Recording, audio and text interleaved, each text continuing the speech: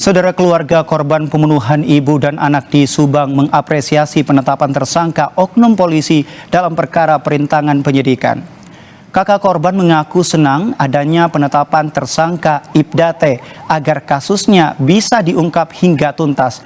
Keluarga mengaku senang dan mengapresiasi kinerja pihak kepolisian yang terus berupaya mengungkap kasus pembunuhan sadis tersebut.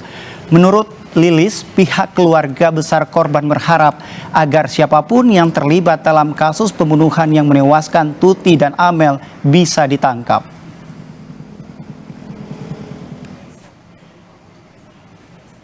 Saya itu sangat bahagia ya, walaupun pokoknya masa harapan saya dari keluarga, kesalahan kecil besar yang terlibat dalam masalah ini harus dihukum, pokoknya saya mah gitu aja.